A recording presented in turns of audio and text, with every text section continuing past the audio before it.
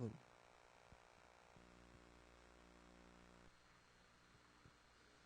Bom dia, pessoal. Meu nome é Rafael Schneider. Eu quero falar hoje mais sobre a eletrônica no Arduino. A gente encontra muito código-fonte, né, bastante esquema, códigos comentados, mas a parte eletrônica acaba sempre passando, né? E o pessoal que está começando às vezes fica meio sem saber o porquê que tem um resistor, se eu trocar o resistor aumenta o LED, diminui a força do LED, por que tem um regulador de tensão, né? Por que eu coloco um LED numa porta digital, o que é uma porta analógica. Então, só para dar uma esclarecida mais nesse ponto, né, e para o pessoal que está começando poder ter um norte, ter por onde começar. Falar um pouquinho de mim, né? Eu sou tecnólogo em análise de sistemas e estudo engenharia elétrica, física e faço pós-graduação em eletrônica e eletromecânica. Eu sou desenvolvedor Calyx, que é uma ideia que nem existe mais. Ela é Pascal, para desenvolver Pascal para Linux, né? Eu desenvolvo sistemas de PDV já faz 5 anos. E comecei como um hobby, né? Mexia com eletrônica, Arduino, e acabei gostando tanto que acabei focando meu estudo para esse lado. Hoje nós vamos falar então sobre tensão elétrica versus corrente elétrica, para dizer exatamente qual é essa diferença, que sempre acaba tendo alguma confusão entre o pessoal. O que é uma resistência elétrica, quando usar e calcular uma resistência, e quais os momentos que a gente deve ter fazer esse cálculo. Falar sobre o microcontrolador do Arduino. Falar um pouquinho então sobre sinais digitais e sinais analógicos, só dar uma pequena um overview. O que é cristal e para que ele serve. O regulador de tensão. E falar sobre um Arduino standalone e como fazer dar pelo menos umas dicas e que dá para falar nesse tempo que a gente tem hoje. Então, destina-se, né, ao pessoal que está começando, ou quem está pensando em começar, ou até mesmo quem já iniciou no Arduino e talvez tenha alguma dúvida a respeito desses pontos da eletrônica. Eu tive essa ideia dessa palestra e dessa ideia de apresentar sobre eletrônica, foi justamente por causa de um circuitinho que comecei. Esse aí é como se fosse o nosso Hello World, né, no Arduino. Então, todo mundo que começa vê primeiro, esse é o primeiro circuito que a gente faz. É um LED piscando.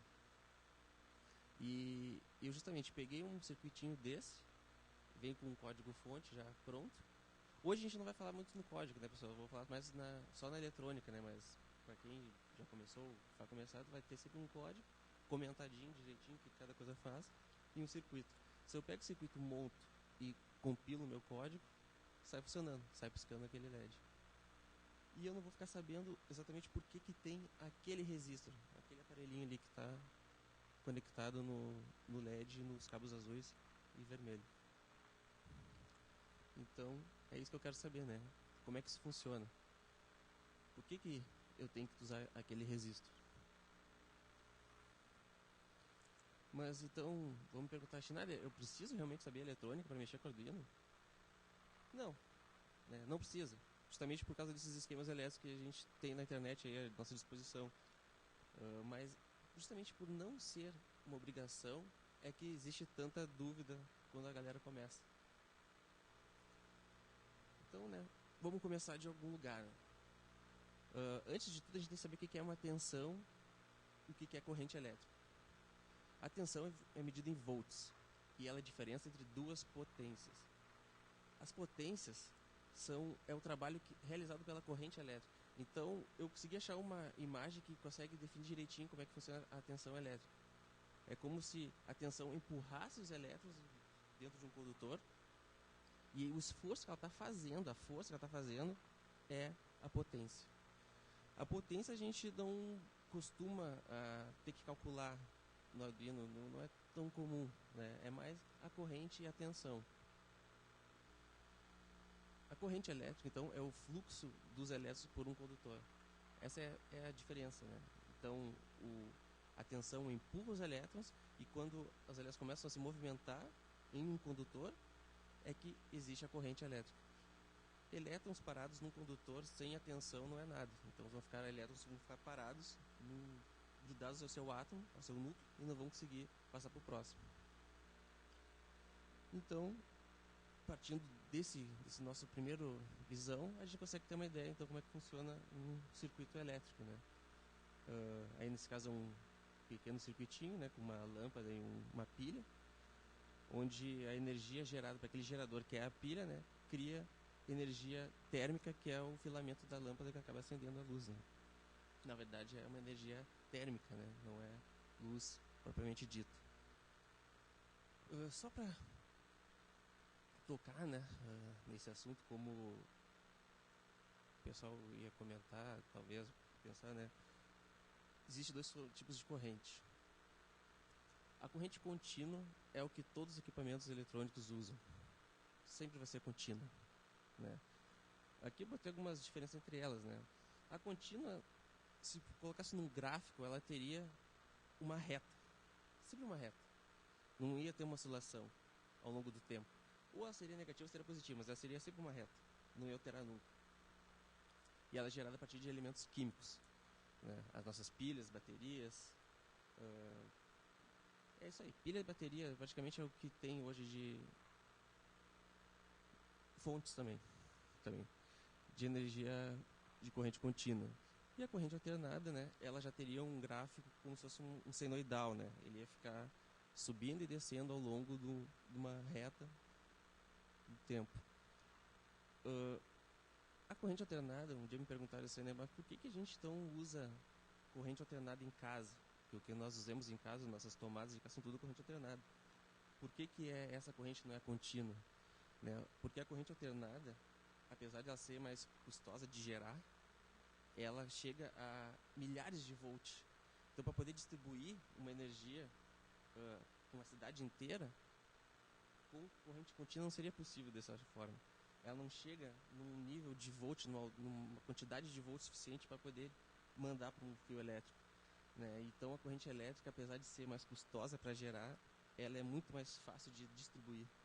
Porque ela chega em umas voltagens 150 mil volts quando estão passando pelos cabos. Elas são geradas, sobem a tensão dela, são transmitidas, depois desce até chegar na nossa casa a 110 ou 220. Né? Só para ter uma ideia, né, do que são as duas correntes. A resistência elétrica é o que fecha o nosso tripé, né? É a tensão, a corrente e a resistência. Né?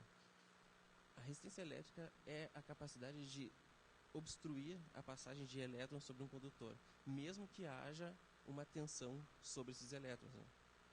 Os fios, né, os condutores, né, seria o caso certo a gente falar, eles possuem vários níveis de resistividade. Né? O que a gente conhece até bem é o cobre, o ouro, que são ótimos condutores. Né? Existem os isolantes, o plástico, a borracha, a porcelana também. Existem os intermediários. Tem um nível, né, um número que eu até não me recordo agora, que define assim, qual é o grupo dos que tem mais resistividade, os que têm menos resistividade. Né? Então, na eletrônica existe um componente que é responsável para fazer essa resistividade. Né?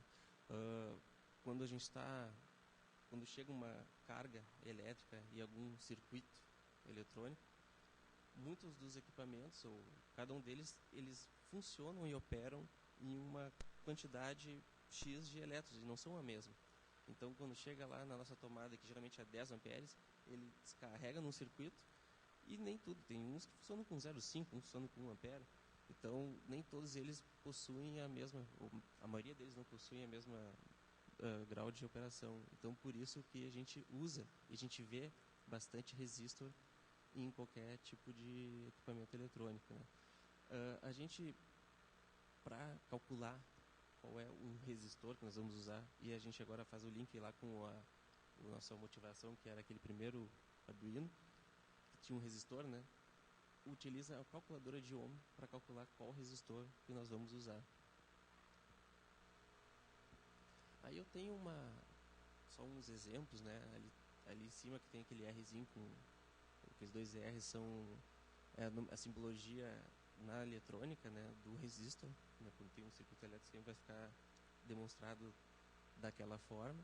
E ali à direita e embaixo tem vários exemplos de resistors que depois eu vou falar bem como é aquelas cores, o que representa cada uma daquelas cores para definir qual é o grau de resistividade de cada um desses resistors. Então a calculadora de Ohm, ela foi criada pelo físico matemático alemão Georg Samuel Ohm, e ele desenvolveu a primeira teoria da condução elétrica. Ele foi o primeiro cara que começou a verificar que a condutividade era diferente de acordo com o material. E ele deu essa sacada que nem todo material conduz a energia da mesma forma. E ele conseguiu passar isso para a matemática, né? Desenvolveu as suas leis e criou a lei de Ohm. Né? Hoje em dia a gente pode usar ela para corrente, tensão, potência e resistência. Aí tá uma dica, né? Uma forma que eu vi melhor essa lei de Ohm. Né? A gente pode ver assim, potência é igual a tensão vezes a corrente. Né? Então dá para ver direitinho, pega uma tensão ali 220 volts vezes 25 amperes, vai dar 5.500 watts. Essa é a potência do equipamento que a gente está testando. Ou para achar a tensão é a potência dividido pela corrente. O cálculo fecha da mesma forma. Né? E para descobrir a corrente, é a potência dividido pela tensão. E já fizeram esse triângulo, né, que não foi o Ohm que fez assim, né, mas já acharam uma forma para ficar mais visual, né, para o pessoal conseguir fazer esses cálculos. Né. Aí é a relação entre potência, tensão e corrente. Agora vamos ver da resistência. É o mesmo, parece ser o mesmo gráfico, né, mas dá para olhar que a forma mudou um pouquinho e com os mesmos valores. Né. Para chegar à tensão de 220 volts, eu peguei uma resistência e multipliquei pela corrente. Chegou naquela tensão, 220 volts.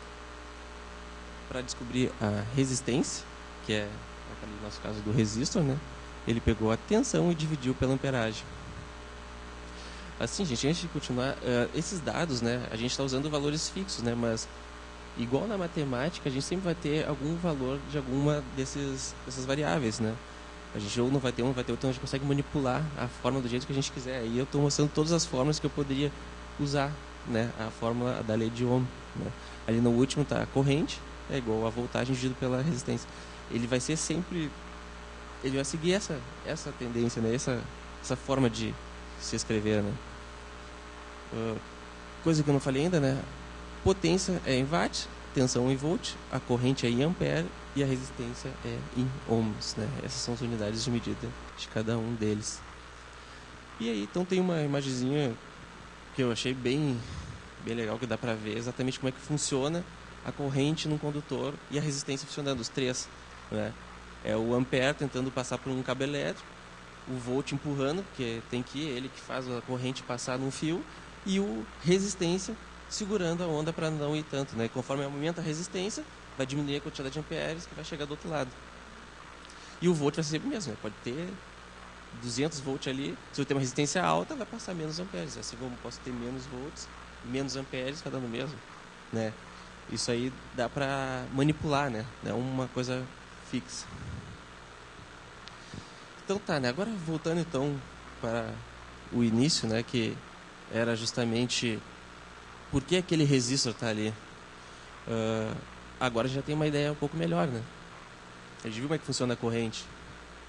A gente não sabe talvez por que está naquele 2 ali numa porta digital, mas a gente sabe que está sendo tem corrente passando por ele, né? Está sendo alimentado, e possivelmente dá para se crer agora que aquele resistor está ali porque aquele LED não pode receber toda a corrente que está passando pelo Arduino. Se passar, ele vai queimar. Então agora já sabe disso, não é mais algo tão cru que nem estava antes, né? Bem, continuando então. Antes de nós, né, prosseguirmos nisso, a gente tem que saber o seguinte: como é que eu vou saber então que aquele LED ele vai receber tanto de ampere? Como é que eu vou saber que tal equipamento que eu estou usando ele precisa receber, seja lá qual for a corrente, né? Como é que eu vou saber disso de antemão, né? Então existem os datasheets. Todo componente eletrônico tem um datasheet, que é um manual. Lá consta tudo sobre ele. Ele diz qual é, até gráficos de temperatura, o componente sob estresse em temperatura tanto, ele teve um desempenho X, né, conforme o gráfico tal. Às vezes tem vários gráficos, né? E, além disso, né, tem o que a gente quer, que é qual é a corrente que ele precisa, qual é a voltagem que ele precisa, e se ele tem um sinal digital, se ele tem um sinal analógico, o que ele tem para funcionar, né? Então, a partir desse datasheet, de qualquer equipamento que a gente sabe o que a gente vai ter que calcular ou o que aquele equipamento vai precisar receber para usar. Diodo semicondutor. Esse é um componente muito comum na eletrônica, né? O que mais tem. Existem vários tipos de diodo, né? Mas eu vou falar só do semicondutor. Que entre o que ele faz, né, na verdade, é permitir com que a corrente atravesse ele num sentido apenas. Ele é polarizado, tem ali uma pintadinha de um lado, né? Então ele faz com que a corrente só passe de um lado. Se a corrente vier ao contrário, ele vai travar. Né? Isso aí faz com que não tenha inversão de corrente voltar ou que não dê algum tipo de curto, né? Então, quando a gente quer garantir que a corrente só vai seguir num fluxo e não vai voltar, a gente usa diodo semicondutor. E eu estou falando em diodo semicondutor agora, não é porque a gente, para fazer um standalone que eu vou falar no final, ou para mexer no Arduino, isso tem que usar diodo. Acho que eu nunca precisei botar um diodo, não um desses, né? Em qualquer projetinho Arduino. Mas a gente usa um outro tipo de diodo, que é o LED, né? LED é um diodo, né? Ele é um diodo emissor de luz, né? Ele é exatamente como um diodo, ele tem a mesma funcionalidade. A gente coloca, só que ele emite uma luz, né? A gente coloca ele polarizado, né? Positivo, negativo, e passa a corrente por ele e ele acende, né? E esse é o carinho que nós estamos usando lá. Então, se ele é um diodo, então ele tem um datasheet, né? Se ele tem um datasheet, a gente sabe qual é a corrente que passa por ele. Sabendo a corrente que passa por ele, agora a gente sabe a lei de Ohm, sabe como calcular a resistência que a gente vai usar nele. Aí está o link, né, que eu estava falando, né? Tinha uma motivação inicial, aquele resistor, não sabia para que ele servia. Agora, juntando o datasheet, eu sei que o LED é um diodo e eu tenho a lei de Ohm, né? Eu consigo calcular qual que é o resistor para esse diodo. Bem, o datasheet possui do LED possui a amperagem, né? A lei de Ohm eu sei qual resistor devo usar e agora então não tenho mais dúvidas. Antes de nós fazermos o cálculo, né, eu quero mostrar uma tabelinha que é bem comum. O pessoal, quando vai falar de LED, quando vai usar qualquer LED, é difícil ter que pegar lá o datasheet só por causa de um LED, né? Geralmente a gente pega um datasheet com um sensor de alguma coisa, né? Ou um servo, um motor, algo do tipo, né? Mas aqui tem uma tabelinha com qual é a corrente, qual é a tensão de cada tipo de LED. Isso é default, né? Não foge muito disso, né? Então por isso que ele bota ali um intervalo entre 1,8 a 2 volts, né? Cada cor tem uma voltagemzinha, o azul e o verde são um pouco mais fortes. Sabendo disso, eu já tenho uma ideia de como eu posso calcular. Ali eu até coloquei, a voltagem do Arduino é 5 volts. Ele tem duas alimentações, nós depois vamos mostrar, né? Mas a de 5 volts é a que a gente usa pelo USB. Então, cada pino digital do Arduino ele emite 40 microamperes, ou 0,04 ampere. Isso está lá no datasheet do Arduino. Eu sei que ele sai, essa amperagem vai sair daquele pininho digital, que é onde estava conectado o LED. Então, de acordo com a lei de Ohm, que a resistência é igual a tensão dividido pela corrente, eu vou pegar 5 volts, que é do Arduino está alimentando, e diminuir do consumo do LED, que é 2. Né? Que a voltagem, conforme tem equipamentos usando, eles tiram a voltagem daquilo, eles consomem a voltagem. Então, vai dar 3, e eu divido por 0,04 amperes, vai igual a 75. Então, eu sei que eu precisaria ter uma resistência de 75 amperes para que o LED não queime. Né? Esse é o mínimo que eu teria que ter. Eu poderia deixar sem nenhum resistor lá do LED? Pode. Talvez ele queime de primeira, ou talvez ele até ligue e vai ficar ali talvez alguns minutos, talvez uma hora, e depois ele queime. Então, qual é o valor desse resistor aí? A gente dá para olhar que ele é marrom, preto e marrom. Tem 3 cores e tem mais uma corzinha por último que é um dourado que não dá para ver direito. Os resistores, eles têm uma tabela de cores para a gente saber qual é o valor de cada um deles.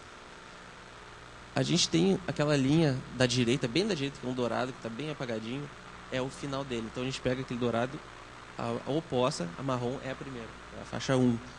Então a faixa 1 é marrom, faixa 2 é preto, faixa 3 é marrom. Nesse projeto foi usada uma resistência de 100 ohms, né, que na prática faria com o LED sendo um pouco mais fraco. Então, não tem problema usar uma resistência maior. A questão é que só vai diminuir a passagem de corrente, né? 75 vai ser 100, vai ter uma resistência um pouco maior do que ele exige. O LED não vai ficar tão forte quanto ficaria usando uma resistência menor. E aí está a faixa de cores, né, dos resistores, né? Isso é default, né? No nosso caso ali era marrom, faixa 1, preto, marrom, seria 101. 101 é 100 ohms, né? Essa que é. Se fosse, por exemplo, marrom, vermelho, vermelho, 122,00, né? Então, ele já teria aquele valor multiplicador ali, né? Ele ficaria 12.200 ohms. Ele seria 12.2k ohms, né? E assim por diante, né? Aquele daí, o douradinho, porque o douradinho no final, aquele douradinho é a tolerância, né? Ele pode ser, ali está o ouro, ali embaixo, ó, ele tem 5% de tolerância, pode ter um pouquinho mais, um pouquinho menos. Mas essa tabela é para qualquer resistor, qualquer um que exista, né? Essa é a tabela que define as cores de resistor. Então, se a gente fazer um cálculo, vai ver qual é a quantidade. Se chega numa lojinha de eletrônica, tu pede, eu quero 100 ohms, no mínimo 100 ohms. Às vezes, cara, só tem aqui de 130. Ah, pode ser, vai ficar um pouquinho mais fraco, mas já me serve, né? Menos pode queimar. Então, agora a gente já teve só um overview inicial, né, de corrente, de tensão, de resistência, né, para ter já um pouquinho mais de base, né, para falar agora do Arduino, né. É uma plataforma livre, né, de hardware, e a Uno é a mais usada pela galera que está começando, né. Já dá para fazer bastante projeto legal com ele. Aqui eu dei só uma exemplificada, né, direitinho. O Arduino, ele tem, lá em cima, dá para ver nos pinos Digital I/O pins, né, ele tem 12, né, pinos digitais, tirando o RX e o TX, que é de comunicação, né. Tem aqui embaixo Analog In, que é os pinos analógicos de entrada. Depois à esquerda, ali embaixo, ainda tem os botões de energia, né, 3.3 volts, 5 volts, e o TE, 2 de TE. Todos os equipamentos, como eu falei antes no datasheet, ele diz quando ele emite um sinal, ou ele vai emitir um sinal analógico, né. O que seria um sinal analógico? Quando tem um sinal que ele, num gráfico, assim, que tem que botar na matemática, né, ele passa por vários pontos, né. Eu fiz um projetinho que usava um sensor de corrente, e nele eu pegava cada ponto, né? Eu pegava lá, consumo da corrente 22.03, 25.44. Eu precisava daqueles números, até poder ter uma precisão maior, né? Com o digital já fica mais difícil, né? Ele pegaria 25 ou 20, 21, né? Poderia cortar a casa decimal. Então o sinal analógico me permitia que eu pegasse isso, né? Então fica simples. Se eu pego um sensor, aqui nesse caso de corrente, e ele diz que ele tem um sinal analógico, e vou dar um exemplo hipotético, esse sensor tem 3 pininhos, e o do meio é o sinal analógico. A gente leu lá no datasheet que o do meio é o sinal analógico. A gente só pega um fiozinho dali e puxa uma dessas entradas analógicas aí, que cada pino ali vai receber o dado do sensor. É assim que funciona, né, no Arduino. E assim como um pino digital, é a mesma coisa. O pino digital pode setar ele como entrada ou saída. E daí ele vai pegar, emitir do 13 ou do 12, do qual que a gente setar no código, o que a gente quer que ele faça, né? No caso do LED, né, ele estava marcado, gravado no 2, né? Tinha um fiozinho puxando pro 2. Então lá no código, né? O pessoal talvez que nunca mexeu, a gente declara as variáveis globais, né? Tem um setup que a gente inicializa elas e o loop, a função loop que ele fica executando o que a gente quiser, né? E lá devia estar dizendo, né? Se bota um sleep aí de 1000, seta no ponto 2 acender, sleep apaga. Sleep acende, sleep apaga e fica assim, fica piscando, né? Então, né? Falando sobre o sinal analógico, como eu falei antes, né? É um sinal contínuo que varia em função do tempo, né? Ele fica também um gráfico louco, né? Não fica uma reta. Passa por todos os valores possíveis, né? Sensor de corrente, sensor de temperatura, gás, acelerômetro, tudo isso tem sinal analógico, né? E no datasheet a gente consegue ver se é analógico ou digital, né? Então, às vezes eu tinha essa coisa, ficar procurando na internet um monte de coisa, até às vezes o cara dá uma sacada, né? Se bate um pouco sem necessidade, né? E o sinal digital, né? Ele tem os valores inteiros, né? E garante a qualidade do sinal, né? Então, às vezes, se ele perde um, o analógico pode perder um, né? O digital não, o digital já 4,5, 55, 56, 57, não, ele já pula direto com 4,5, 4,70, 4,90 e assim vai, né? Eu devia ter botado um gráfico para nós ver isso aí melhor. E o microcontrolador, né? O Arduino tem daí um microcontrolador, que é, se nós fizermos uma analogia com um computador grande, é o como se fosse o processador dele, né? E ele é o que tem todos os pinos do Arduino, tá ali, nesse cara aí. E tem um mover sobre ele, né? Tem 23 pinos de I/O, ele é 8 bits e roda até 20 MHz, né? O nome dele é o ATmega 328. Aí vai ser um pouco confuso, né? Aí tá todas as saídas do ATmega. Se a gente olhar ali à direita, tem ali Arduino Functions, bem na direita, na margem branca. Analog Input 5, 4, 3, 2, 1. Quer dizer, ali estão as portas analógicas do Arduino, que estava lá naquela placa enorme do Arduino. São aqueles primeiros pinos ali do microcontrolador. Ali embaixo é digital pino 13, digital pino 12, 11, 10, 9. São os pinos digitais que estavam lá em cima na placa do Arduino. Ali no meio, ó, GND, que é ground, que é terra, é o terra, a VCC, que é o negativo. Do outro lado também, ó, digital pino 5, 6, 7, 8.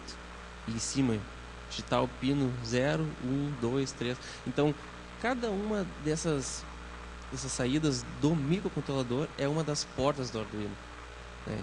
Então, a gente olhando agora, vai ver, putz, então por que eu vou comprar uma placa lá de R$100 e poucos reais se eu posso comprar só um microcontrolador e usar o que eu quero usar? Às vezes eu vou lá e faço que nem meu termômetro. Eu tinha feito um termômetrozinho que eu botar na geladeira, eu queria fazer igual freezer de boteco, né? Ficar mostrando ali, -2. Daí eu fui fazer um outro projeto lá pra faculdade, tudo meu TCC, daí eu desmontei todo o negócio. Depois eu fiquei, putz, né? Por que eu, né, tive que desmontar e comprar outro? Daí que eu fui pesquisar pra ver, pô, mas não deveria ser assim, né? Um projeto tão pequenininho, só um termômetro. Usei só 2, 3 pinos no Arduino. Vou ter que comprar um outro Arduino, só porque eu uso 3 pinos de um. Daí eu vi, eu poderia ter feito isso aí, ó. Ter usado o microcontrolador só. Então, depois nós vamos falar como montar, ou só ver como é que funciona por cima, como montar um deles, né? Cristal. Ele está em todos os componentes que precisam de um clock. A não ser os nossos processadores, né? Esses nossos, a linha Intel, que ele não é de cristal, né? Ele tem um cristal de quartzo por dentro, né? E no Arduino ele é utilizado para 16 MHz. Então esse é o cara que define o clock, né? Sem ele não vai funcionar o microcontrolador. O microcontrolador parado não tem clock, ele não consegue processar nada. Esse cara é o que faz com que o clock comece a funcionar, né? Se a gente depois, olhando o Arduino por cima, vai ver que tem lá um cristalzinho em cima, né? Ele precisa de cristal. O regulador de tensão é usado para quando tu quer distribuir a tensão para o teu circuitinho. Já a gente está lá montando então o nosso Arduino standalone, né? Sem a placa Arduino, só o microcontrolador. E eu botei numa fontezinha lá de celular, que é 9 volts. E putz, né? Ele funciona a 5 volts, não pode ter 9 volts. Usa um carinha desse aí, ó. Daí ele tem lá no datasheet também, daí a gente pede, na hora que for comprar um regulador de tensão, diz, eu quero um que receba até 15 volts, mas ele sai a 5, não pode passar disso. Daí eles vão conseguir para nós isso aí, ó. Daí cada um dos pinos ali, um deles é a da saída do sinal e os dois é de alimentação, né? Então, como eu estava falando antes, né, o Arduino standalone, eu não preciso gastar tanto dinheiro assim para fazer um termômetro, um sensor de luz, né? E coisas que a gente quer fazer para brincar em casa, a gente pode usar um desses, né, sem precisar ter que comprar várias placas. Eu estou comprando placa, eu estou fazendo pequenos projetinhos, né, coisas que eu uso em casa. Então, né, para fazer um standalone, a gente precisa fazer um circuito usando o ATmega, né, sem usar a placa Arduino. Né? Ele é mais barato, para projeto pequeno é o ideal. E a gente ajuda a praticar também a eletrônica, que assim a gente acaba tendo que pesquisar um pouquinho mais por que ele não acendeu, por que está fraco, né? Ou por que o clock está errado. Né? Isso é uma coisa que até um engenheiro me falou um dia, qual o problema se eu usar? Eu fui comprar esse cristal de 16 MHz e não tinha só de 12. Eu comprei mais assim, né? Eu falei, qual o problema? 12 MHz não vai dar, não tinha esse mínimo. Eles, não, talvez tenha problema com o relógio. O relógio vai ficar errado, um segundo vai ser mais lento. Vai ficar contagem de tempo diferente. Eu vou ter que tratar via código isso aí. Né? Porque ele está preparado para rodar com 16 MHz. Se usar um clock menor, o relógio interno dele dá uma zoada. Então ele tem um esqueminha elétrico, né? Baseado nisso que a gente estava falando, da corrente, né? De um cristal, um resistor, né? Como é que funciona a passagem de corrente, como é que ele funciona, como é que tem as portas dele. Aí tem um exemplinho, né, para ver que não é o bicho papão isso aí, né.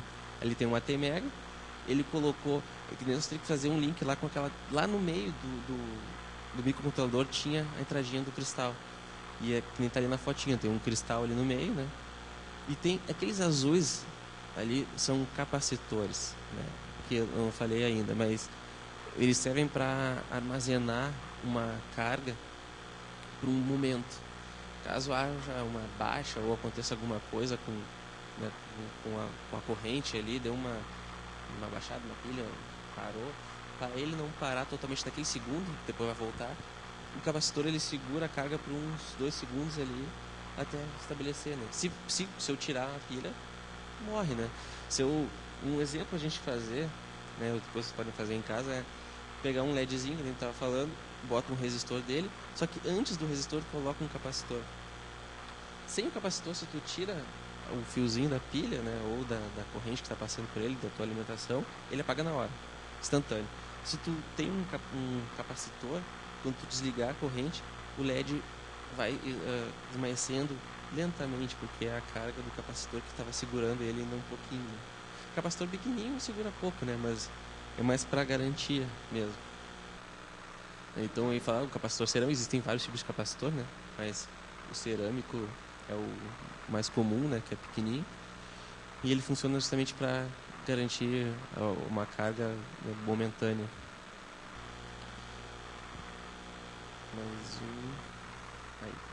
Aí tem agora alguns exemplos, né, que eu coloquei de Arduino standalone, ó. Esse aí um cara fez em casa. Pode ver que é as mesmas coisas, parece que é complicado, mas não, ó. Tem um fiozinho fazendo um X ali no meio, aqueles 2 fios, porque a alimentação, o pino verde que está do lado de lá é o mesmo pino do lado de cá, é a alimentação dele. Então ele tem que energizar os dois lados. Então ele está passando o fiozinho do outro lado para esse lado e o branco também, dando essa invertida.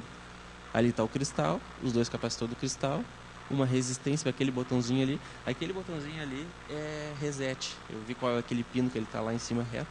É um reset. Essas caixinhas brancas que estão aí, né, é protoboard o nome delas, né. Essas pequenininhas aí, elas, pelo que eu estou olhando, que eu não tenho essas pequenininhas, elas devem ser assim na reta, né. Cada linha até em cima é uma reta. Então passa energia daquele jeito. Lá em cima, vocês estão vendo, tem um fio vermelho, aquele fio energiza toda aquela linha, até lá embaixo. Na vertical, não na horizontal, né. Todas as linhas são verticais. Aí tem um outro, ó, parece até mais simples. Ó. Pode ver que o mesmo caso do outro, ó, ele botou um cristalzinho, puxou até ali embaixo, onde tem 2 capacitorzinhos também, e puxou um fiozinho preto que para ali no meio, que deve ser a entrada do cristal. Desse aí ele botou um LEDzinho para acender, talvez para dizer que tá aceso ou não. E um resistorzinho lá no canto pro LED. E um resistor aqui para aquele botãozinho também, igual tinha no outro. Já dá para supor que ele opera numa carguinha um pouco menor, por isso que tem que ter sempre um resistor antes daquele botãozinho ali.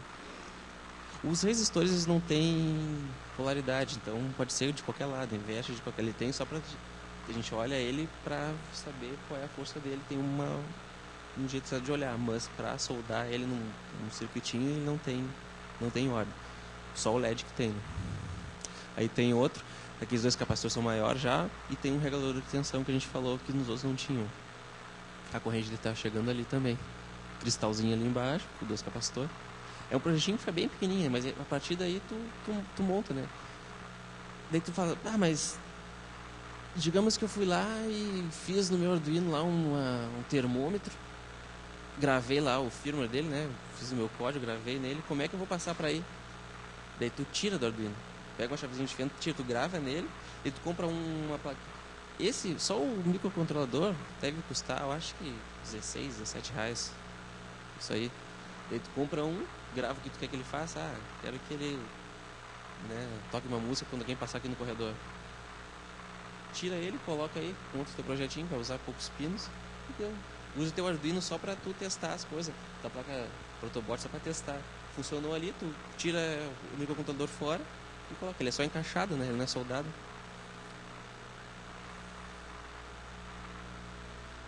Aí mais um exemplo. Esse aí o cara já quis deixar mais parecidinho. Pode ver que ele tem ali uns pinos pra cima, né? Aquilo ali é pra usar jumper, né? Em vez de ficar soldando, ele quer usar pra testar mesmo. Ele montou um Arduinozinho pra ele só pra testar. Daí aqueles pinos, se eu quiser usar algumas outras das portas do Arduino, é só puxar um fiozinho ali, um jumperzinho e colocar ali em cima.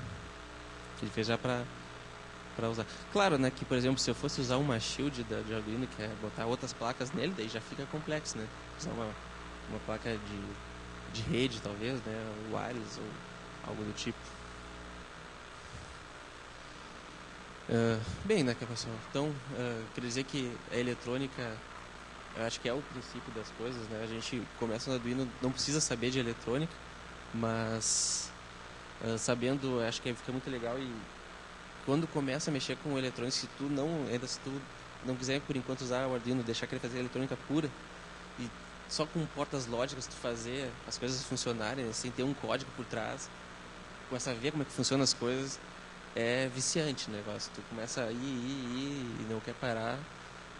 É quando vê que tá de madrugada montando circuito, né? Então não é necessário saber eletrônica para brincar com a Arduino, né? Mas saber é melhor. E não é difícil, basta ficar um pouquinho em cima ali.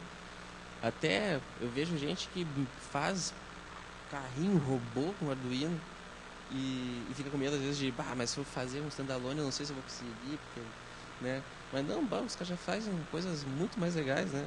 Então já estão na frente, às vezes fico meio receoso, né? Porque sai da TI, vai mais para engenharia, né? Mas é tranquilo, não é caro, né? A gente pode fazer, e se queimar, né? Se a gente fazer um cheat lá, não tem problema, queimou ali 14, 15 pila, né? Então vai queimar uma placa inteira de Arduino. Acho que então tá, é isso aí, pessoal. E tem alguma pergunta?